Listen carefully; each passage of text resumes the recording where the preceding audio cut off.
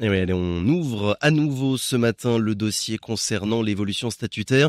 Après avoir entendu avant-hier la position du Front, place aujourd'hui à la CTG qui a lancé hier une campagne de communication sur le processus d'autonomie. Ça s'appelle Changer la Guyane, l'autonomie dans la République française. Objectif, sensibiliser la population pour expliquer les enjeux et puis aller à la rencontre des habitants via des encarts publicitaires ainsi qu'une caravane. Car rappelons-le, à la fin, pour aboutir, le projet aura besoin d'être approuvé par la population qui devra se prononcer sur l'avenir institutionnel de la Guyane. Pour en parler, Roger Aron est notre invité ce matin. Bonjour. Bonjour auditeur, bonjour Victor Zami. Et merci beaucoup d'avoir accepté notre invitation. Vous êtes Roger Aron, le 7e vice-président de la CTG, délégué notamment à l'évolution statutaire. J'aimerais déjà vous entendre, Roger Aron, sur le calendrier, on va dire le timing de cette campagne que vous avez donc lancée hier. Est-ce que c'était prévu de longue date ou bien c'est en réponse, entre guillemets, à ce déplacement de Manuel Valls avec ces deux réunions qui vont se tenir à Paris au début du mois de juillet? Non, pas du tout, c'était prévu de longue date. Disons, on va dire que c'est le moment de déclencher cette campagne, puisqu'il ne faut pas oublier que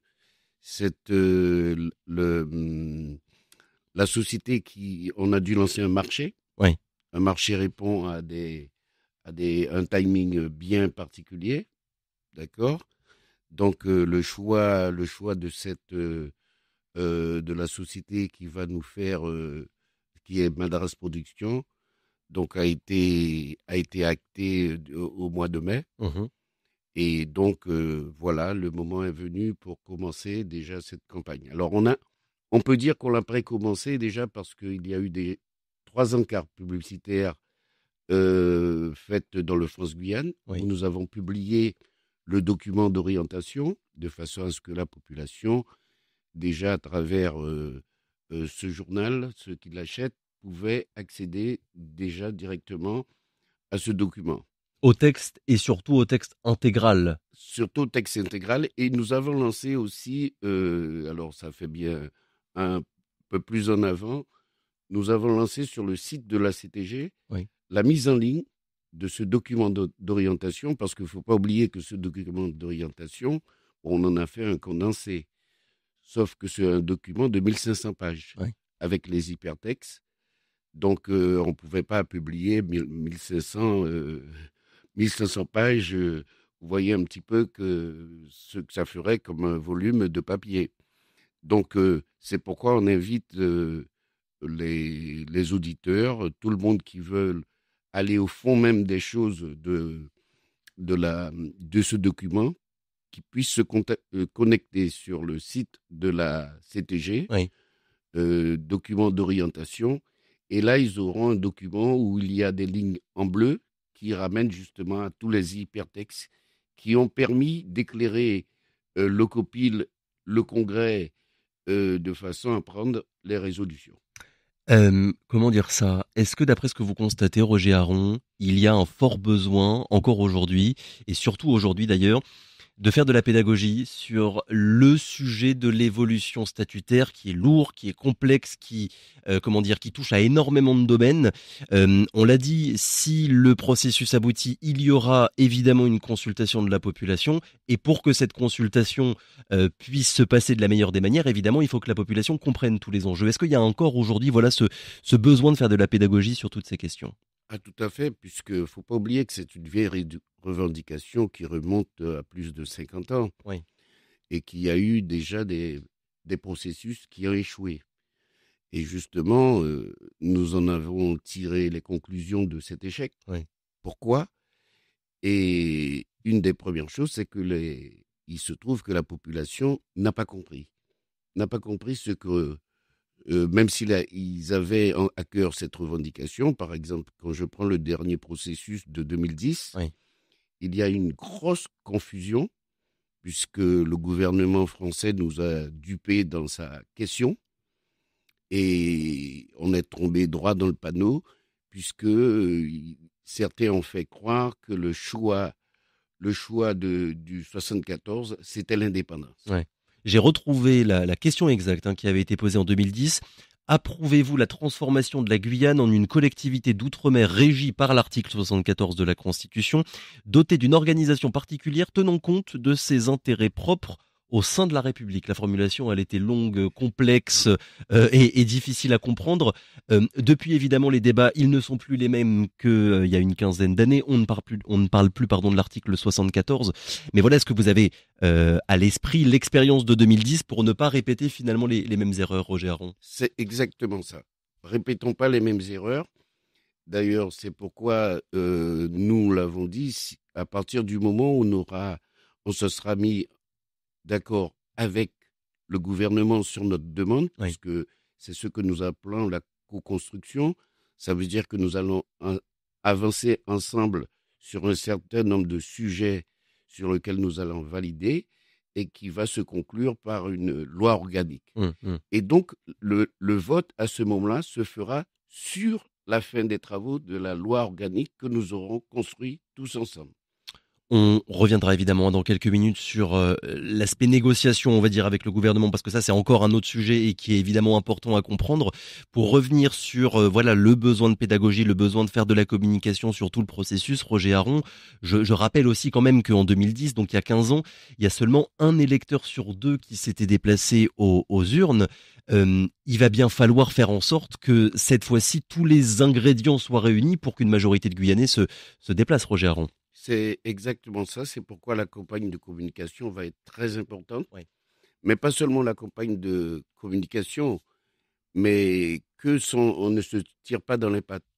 C'est-à-dire? Il nous faut une certaine unité. Il ne faut pas oublier qu'on sort d'un congrès où cette demande, en tout cas ce document d'orientation a été fabriqué à partir des résultats du congrès, où la décision a été prise à l'unanimité. Oui.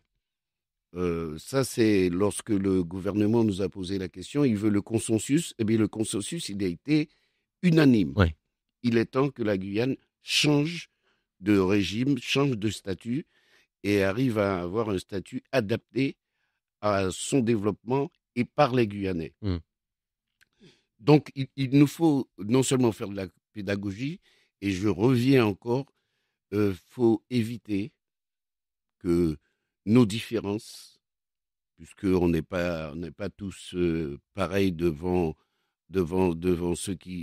cet avenir, mais on s'est mis d'accord sur une base des minimales, et si on commence à se tirer dans les pattes, comme j'ai vu certains le font aujourd'hui, ils font le jeu de la division, ils font le jeu du pouvoir colonial, ils font le jeu de ce que la Guyane continue à stagner. Donc garder à l'esprit l'unité, l'unanimité, le consensus en vue de cette campagne qui est en train de se préparer pour une éventuelle consultation de la population, Roger Aron, c'est bien ça. C'est bien ça, mais il Ne y pas aura se disperser dans les éventuels désaccords qui pourraient survenir. oui, des combats d'arrière-garde, Ouais. des combats de sémantique, franchement, qui n'ont aucune valeur. Qu'est-ce qu'on veut? On veut tous l'autonomie de la Guyane. Bon, on n'est pas là à se tirer dans les pattes. C'est pas le mauvais verbe, l'adjectif ou la virgule qui nous embête. C'est l'objectif final, c'est l'autonomie de la Guyane. Donc, on y va sur cet objectif. On est tous d'accord là-dessus. Et puis, on va le construire ensemble.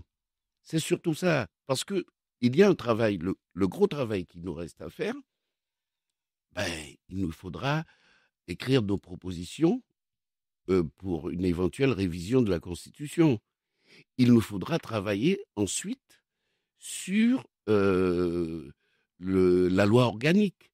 Et cette loi organique, ça sera de décrypter tous les freins qu'on veut lever de façon à permettre que la nouvelle administration qui sera en place après que la Guyane ait son nouveau statut, eh bien que cette administration fonctionne et permette le développement de ce pays.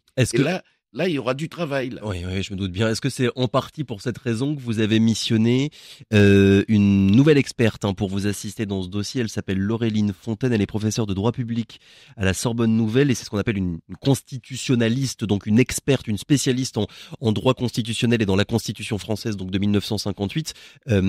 Concrètement, Roger Aron, qu'est-ce que vous allez lui demander à cette C'est pas moi, experte? c'est ce que la commission spéciale va lui demander. Oui, oui, quand je dis vous, c'est vous collectivement, évidemment. Donc, non, on a dû prendre, vous savez que l'AMO, au départ, était composée Donc de trois assistance à la personnes. maîtrise d'ouvrage. Il y avait André Néron, Oui. Maud Delfort, qui était la constitutionnaliste du groupe, et les deux sont décédés. Donc, il reste à l'AMO que Jean-Pierre Aron.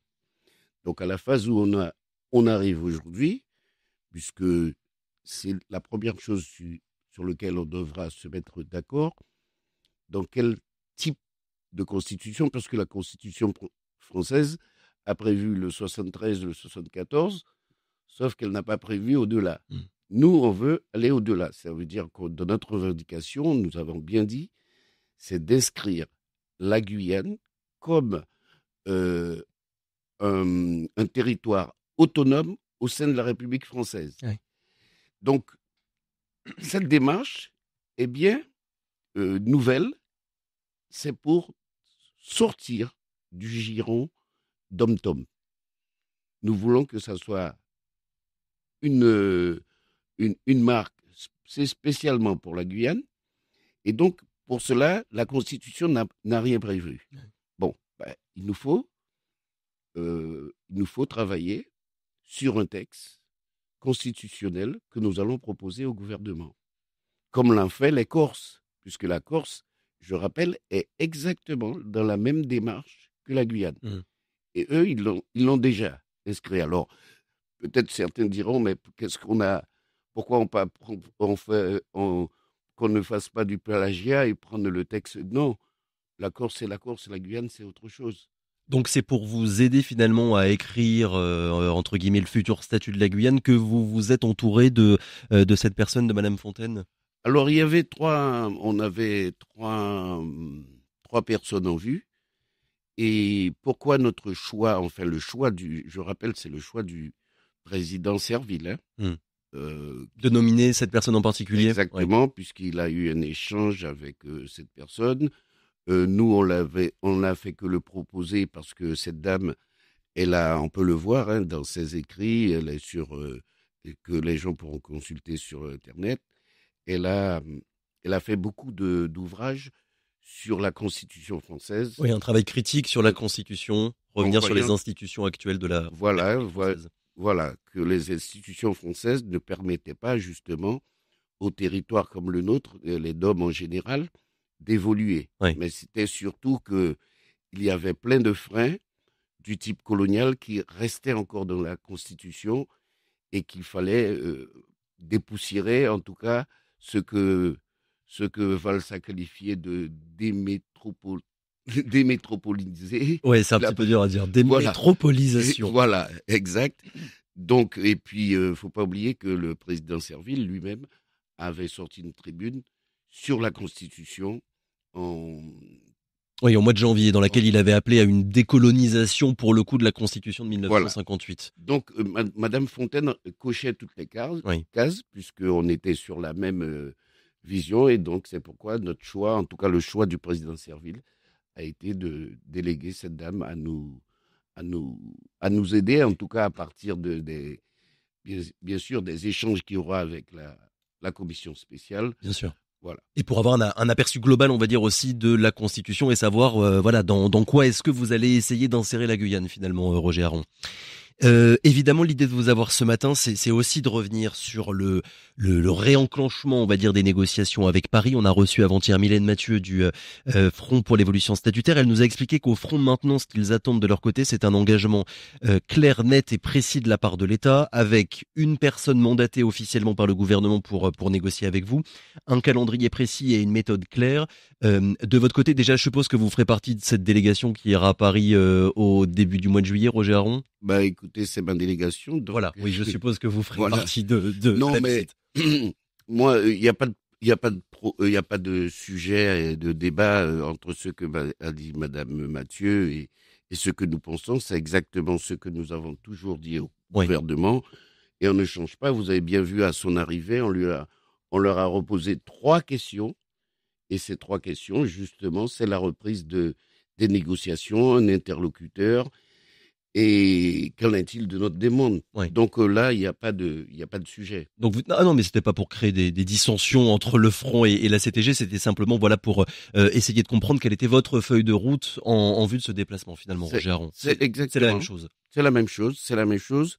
D'ailleurs, bon, on sait que quelque part, ça va être le président de la République, hein, qui va donner le top départ. Oui, Et à ce moment-là, je pense que le président de la République, qu'on a écrit, oui. d'ailleurs, on l'a écrit, et le président Macron, à un moment, va nous dire, bon, mais voilà, telle personne est désignée pour entamer le dialogue et entamer les négociations avec la délégation guyanaise. Oui, parce que je le rappelle, il y aura 2 réunions de prévues, hein, c'est bien ça. Une au ministère des Outre-mer avec le ministre Valls et une autre à l'Élysée avec le président Macron.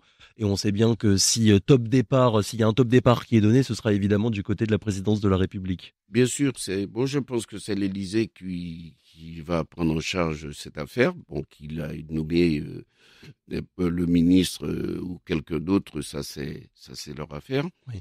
Mais en ce moment, il faut que ça aille vite, puisque là aussi, on a bon, même si on profite un petit peu du calendrier, du fait que les négociations avec la Kanaki, la Nouvelle-Calédonie, n'ont pas fonctionné. Oui. Il faut pas oublier qu'il y a aussi la demande de la Polynésie. Donc, je pense qu'il va faire un tronc commun en disant, bon, ben, on relance tout ça, en sachant quand même que nous ne sommes pas dans la trajectoire de la Nouvelle-Calédonie ni de la Non, bien sûr. Polynésie, qui est une demande de souveraineté nationale, et que nous, il s'agit bien de l'autonomie dans le cadre de la République française. Et vous me disiez hors micro tout à l'heure, juste avant d'entrer en studio, que peut-être ce qu'il faudrait regarder ou écouter attentivement, c'est plutôt le discours d'Emmanuel Macron lors du 14 juillet, où il pourrait peut-être se prononcer publiquement sur le sujet. En tout cas, c'est ce qui est dit dans les couloirs, donc on sera attentif. J'aimerais revenir, Roger Aron, sur tout ce qui s'est passé, ou plutôt tout ce qui ne s'est pas passé depuis un an, puisque je rappelle que le dernier pas en avant, on va dire, c'était en avril 2024, quand le Congrès s'était prononcé avait adopté la résolution sur la représentation des peuples autochtones dans la future collectivité autonome. Juste avant ça, il y avait eu le déplacement d'Emmanuel Macron en Guyane. Depuis, qu'est-ce qui s'est passé, Roger Aron, depuis un an et 3 mois finalement? Ben, il s'est passé des choses, surtout qu'il s'est passé la France est tombée dans une espèce de embroglio où tous les 3 mois, une censure, changement de Premier ministre, et tout ça a fait que ça... Puisque chaque fois qu'il y a un changement de gouvernement, eh Ouais. bien, il faut qu'on recommence, pas tous les travaux du Congrès, ça c'est déjà acté, mais à chaque fois, il faut reprendre contact, il faut attendre, c'est qui est. Donc tout ça nous a ralenti. Ouais. L'incertitude, d'ailleurs, vous avez vu, hein, jusqu'à aujourd'hui, tout le monde aussi attend l'âge du départ à la retraite, et bon, c'est toujours pas fait. Ouais. Et on ne sait même pas si encore le gouvernement Bayrou va pouvoir résister à une prochaine censure. Donc nous sommes pas maîtres des horloges là-dessus. Ouais, le dossier guyanais a pâti de l'instabilité parlementaire qui existe Exactement. depuis maintenant quasiment un an. Ex- Ouais. ex- Avec, comment dire, pour qu'on arrive à se représenter un petit peu la difficulté, ça veut dire que les interlocuteurs changeaient à chaque fois, donc il fallait recommencer, réentamer à chaque fois les discussions, les négociations avec les personnes qui sont à Paris. Ah ben, bien sûr, parce que bon, il y a quelques fois, on ne bénéficie que on va dire, les directeurs de cabinet sont encore là, les référents sont encore là, ça peut s'enclencher très vite. Oui. Par exemple, on avait déjà enclenché avec le prédécesseur de M. Bayrou. Bon, bah, il se trouve il a pas résisté longtemps. Mais ceci dit, on a continué à travailler, hein. On n'est pas resté, justement, euh, tout ce travail qu'on a fait pour des publications, euh, pour lancer les marchés, le marché de la communication qui prend le temps administratif, hein.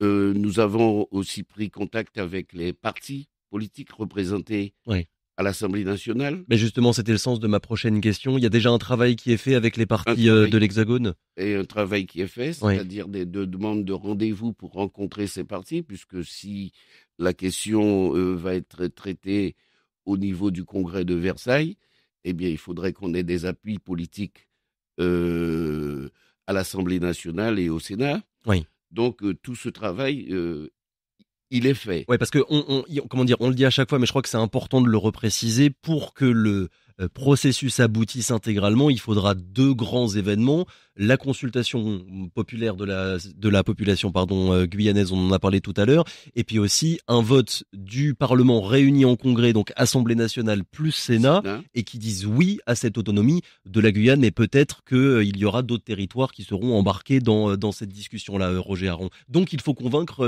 les parlementaires, les sénateurs, les députés Voilà. hexagonaux. Et c'est en ce sens, d'ailleurs, moi, j'encourage, enfin, on l'a déjà dit, j'encourage vivement nos parlementaires qui sont en contact avec les groupes directement à l'Assemblée nationale Ouais, pour prendre la et au température un Sénat petit peu. de commencer à faire aussi ce travail de lobbying. On a eu 5 réponses. De qui Cinq pour réponses l'instant? de. On a eu le PS, on a eu le groupe GDR, on a eu LFI, Ouais, le MoDem, ouais. le groupe de monsieur, comment il s'appelle, là, l'ancien Premier ministre, L'ancien Édouard Philippe. Édouard Philippe. Ouais. Donc, on a un certain nombre qui sont favorables à nous rencontrer. Donc pour l'instant, surtout des partis de gauche et du centre. Voilà. De l'autre Oui. côté, de l'autre côté de l'échiquier politique, la droite et l'extrême droite, ça donne quoi? Ben, il faut savoir que déjà, Marine Le Pen l'avait déjà franchement dit, mais ça n'empêche pas qu'on contacte son Ouais, ouais, parti. bien sûr. Hein. Euh, l'avait franchement dit qu'elle était opposée. Mais avec le virage à 360 degrés qu'elle vient de faire en Nouvelle-Calédonie, je pense que peut-être que les choses ont évolué de ce Oui. côté. Oui, et puis ce qu'il faut aussi quand même rappeler, c'est que historiquement, enfin dans l'histoire politique des partis français, on sait bien qu'il y a une grande différence entre les partis de gauche et les partis de droite sur cette question, à l'époque de la décentralisation et aujourd'hui de l'autonomisation des anciennes colonies françaises. Exact. Non, moi, je pense que ce travail, bon, il va aboutir. Maintenant, on est en position de marche. Et j'espère d'ailleurs que notre président Serville sera d'ici là complètement rétabli et pouvoir reprendre, bien qu'il l'ait jamais abandonné, parce que même pendant tout son temps de sa maladie, pendant ses soins, elle a toujours gardé un œil particulier sur la question de l'évolution statutaire en premier lieu. Depuis, comment dire, on a parlé tout à l'heure de ce fameux document d'orientation sur l'évolution institutionnelle qui a été publié dans la presse. Il a été enrichi, on va dire, depuis un an. Là, ça y est, il est complet. Est-ce qu'il a été transmis dans sa version définitive, on va dire, Roger Aron, ou bien il y a encore des points à amender? Non, non, il a été, le dernier congrès qu'on a tenu, c'était pour la question du Sénat coutumier, Oui, la représentation la autochtone. représentation autochtone. Donc, c'était le dernier, la dernière version qu'on attendait pour finaliser tout cela. Oui. C'est fait. Tout a été transmis au président de la République, au Premier ministre, au ministre de l'Outre-mer. Donc, tout le monde ne peut pas dire qu'ils ignorent ce document. Ce document est là, il est en ligne. D'ailleurs, je peux vous dire qu'il est consulté. Oui. Il est très consulté. On a aujourd'hui comme consultation de la, au niveau de la CTG. Oui, de la page Voilà. sur le site internet de la CTG. Sur le site de la CTG, on a quand même 49% de Guyanais de l'Hexagone Hum. Qui le lisent. qui le lisent, 29% en Guyane. Et puis, ben, c'est lu aussi au Japon, c'est lu au Canada, c'est lu aux États-Unis. Toute la Donc, diaspora toute la guyanaise diaspora guyanaise qui est en s'intéresse au train de sujet. D'accord. s'intéresser à cela. D'ailleurs, et on va peut-être le préciser pour les personnes qui vous écoutent et qui ne l'auraient peut-être pas encore lu, comment est-ce qu'on arrive à le trouver, ce document d'orientation? Ben, alors, on a fait quelques versions papier, Oui. puisqu'il y a des gens qui aiment, d'ailleurs, sur un format, on va dire, assez simple à transporter, qu'on pourrait lire au moment de ses voyages ou alors un moment de loisirs. Mais sinon, ils peuvent aller sur le site de la CTG Directement pour consulter le document directement en intégralité. et ils ont le document en intégralité. On a bien compris tout à l'heure, Roger Aron, que celui qui enclenchera ou n'enclenchera pas tout le processus, c'est évidemment Emmanuel Macron. Mais comment est-ce que vous avez reçu, on va dire, les propos de Manuel Valls, puisque d'un côté, la semaine dernière, devant les élus à la CTG, il s'est dit pour une reprise du dialogue, mais en même temps, il n'y a eu aucun engagement clair, définitif et précis de sa part. Comment est-ce que vous interprétez son positionnement politique? Parce qu'il n'a pas la main, Ouais, tout simplement. probablement. Peut-être qu'il n'a pas la main. Mais enfin, on a été quand même très ferme avec eux. Vous savez que lorsqu'Emmanuel Valls est venu, il n'y avait pas de séquence Ouais. sur l'évolution institutionnelle. Et Oui, il a fallu batailler pour Il a fallu obtenir batailler. cette discussion entre vous et les ministres à la CTG. Voilà, mais on a bataillé presque 3 semaines avant. Faut pas croire, c'est pas au moment où il est arrivé. 3 semaines avant, on lui a dit, en tout cas moi qui suis allé rencontrer un de ses conseillers et au môme, Ouais. on lui a dit, il faut cette séquence. Il faut cette séquence. Ça dit quelque chose quand même de devoir batailler à ce point pour obtenir une discussion avec le ministre. Alors, parce que nous, c'est qu'il voulait faire cette séquence, mais sous un autre format. Et nous, on leur a dit non. Nous, on veut pas de format dîner républicain. Ça fait pas sérieux. C'est pas. Ouais, il faut quelque chose de public. Il faut quelque chose. Il faut qu'ils et que tout le monde puisse voir, tous les citoyens puissent assister au débat. Exact. Qu'ils reçoivent le Congrès, les élus. Ouais. Et puis, alors le deuxième problème, c'est que ils n'étaient pas trop d'accord parce que dans tous les processus, ils ont toujours tenu la même ligne en disant que nous, on travaille qu'avec des gens qui ont une légitimité. Alors on leur a dit, fait savoir que notre processus avait une originalité, c'est que non seulement il y a des élus, mais aussi il y a la participation de la société civile. Oui. Donc il faudra pas question de céder là-dessus. Notre demande, c'est bien de recevoir tout le monde qui a travaillé sur ce document d'orientation. Alors vous avez raison et ce sera ma dernière question. Roger Aron, évidemment, ce n'est pas Manuel Valls qui a le final cut, comme on dit, sur le sujet. Mais est-ce que malgré tout, vous l'avez senti favorable au processus? Parce que je rappelle quand même qu'il y a 2 ans, quand Gérald Darmanin était à la fois ministre de l'Intérieur et ministre des Outre-mer, il avait déclaré, je retrouve la citation exacte, la question du statut n'intéresse pas les gens, elle intéresse les élus uniquement. Est-ce que vous sentez quand même, au moins que sur cet aspect-là, Manuel Valls est un peu plus favorable à la question de l'autonomie de la Guyane que Gérald Darmanin? Mais il n'avait pas dit que ça. Ouais. Quand il avait reçu, d'ailleurs, Madame Mathieu était dans la délégation à Place Beauvau, Oui.